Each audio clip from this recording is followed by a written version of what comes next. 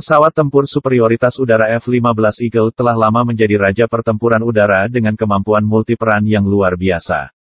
Sedangkan Su-27 yang dirancang untuk menandinginya mencoba untuk menggesernya dengan beragam upgrade pada kemampuannya hingga menjelma menjadi Su-27 SM-3 dan Su-35. Lalu di antara keduanya, manakah yang berhak menyandang nama sebagai pesawat tempur paling mematikan di dunia?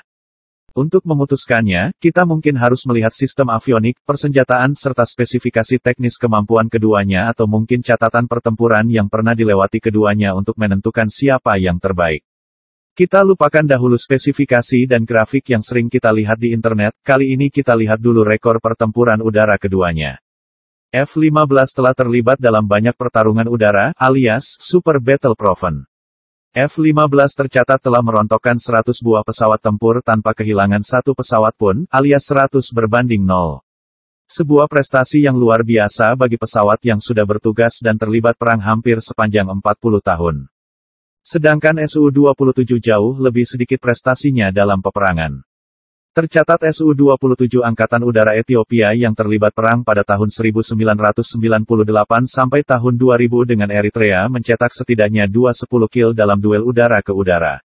Flanker Su-27 juga telah terlibat dalam berbagai peperangan di Suriah, Chechnya, Georgia, dan mencetak 1 kill terkonfirmasi di Chechnya pada tahun 1994. Untuk lebih adil lagi, coba kita tengok spesifikasi teknis avionik kedua pesawat tempur. Di era pertempuran udara modern masa kini, sistem elektronik pesawat tempur sangatlah penting.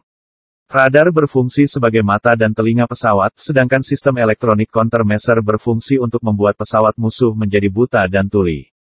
F-15 menggunakan radar AN-APG-63, Active Electronically Scan Array atau radar AESA, sistem yang sangat canggih ini memberikan Eagle sepasang mata sangat tajam yang mencari target hingga 160 km jauhnya dan mengarahkan rudal dengan sistem pembimbing radar M120 Advanced Medium Range Air-to-Air Missiles.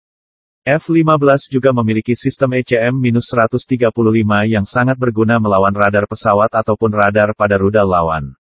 Pada flanker Su-27 dilengkapi radar N001 MEH yang mampu melacak target seukuran bomber pada jarak 138 km.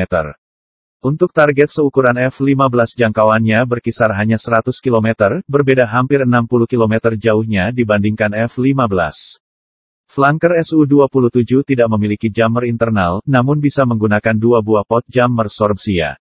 Sekarang kita lihat persenjataan yang digotong kedua pesawat tempur. F-15 dapat membawa hingga 8 rudal udara ke udara yang bisa terdiri dari 4 rudal M120 AMRAAM dan 4 rudal AIM-9X Sidewinder.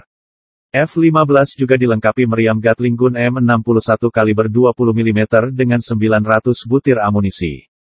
Rudal terbaru AIM-120D dengan kemampuan Fire and Forget memiliki jangkauan 160 km, sedangkan AIM-9X dapat menjangkau 35 km. Su-27 mampu membawa rudal medium R-27 yang memiliki jangkauan hingga 129 km. Rudal menggunakan sistem bimbingan semi-aktif yang berarti flanker harus terus menjejak targetnya untuk dapat memandu rudal. Itu berarti flanker harus terbang lurus dan dengan ketinggian yang hampir tetap, bukan sebuah ide yang terbaik dalam pertempuran udara. Flanker juga dapat membawa hingga 4 rudal jarak pendek R-73 rudal yang memiliki jangkauan hingga 30 km. Su-27 juga dilengkapi meriam GSH-30 kaliber 30 mm. F-15 memiliki kecepatan tertinggi Mach 2,5, dengan radius tempur hingga 2000 km dan bisa bermanuver ekstrim hingga 9G dalam pertempuran udara. Dengan tambahan 3 tangki bahan bakar hingga 600 galon dan 2 tangki bahan bakar konformal 750 galon hingga total jangkauan terbang F-15 bisa mencapai 5.500 km, apalagi dengan kemampuan pengisian bahan bakar di udara, menjadikan F-15 adalah pesawat tempur dengan kaki super panjang. Su-27 memiliki kecepatan tertinggi Mach 2,35 dengan jangkauan operasi hingga 3.500 km dan mampu melakukan berbagai manuver aerobatik menakjubkan, seperti Pugachev Cobra. Sama seperti F-15, flanker juga mampu melakukan manuver hingga 9G. Meskipun desain F-15 Eagle lebih tua, tapi jelas memiliki berbagai kelebihan dibandingkan Su-27, khususnya pada sistem avioniknya yang menjadikan Su-27 menderita kerugian besar. Rusia memang memiliki pesawat tempur flanker family lain yang lebih canggih seperti Su-35 dan Su-27 SM-3, tetapi keduanya masih diproduksi dalam jumlah kecil. Andai terjadi duel udara antara 4 pesawat tempur F-15 dari AS melawan 4 Su-27 Rusia, siapa yang akan menang? Pertama, F-15 mungkin akan mendeteksi lebih dahulu Su-27. Setelah dalam jangkauan rudal AMRAAM, pilot F-15 akan melepaskan rudal terlebih dahulu. Kemungkinan besar F-15 akan melepaskan 2 rudal untuk merontokkan 1 Su-27. Skenario pertama, kemungkinan Su-27 tertembak jatuh jauh lebih besar.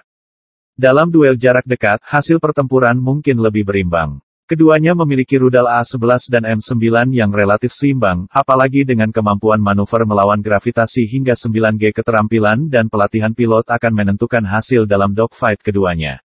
Dalam hal ini, kita asumsikan semua pilot yang terlibat pertarungan cukup terlatih dan beberapa terpilih dengan semangat bela negara masing-masing.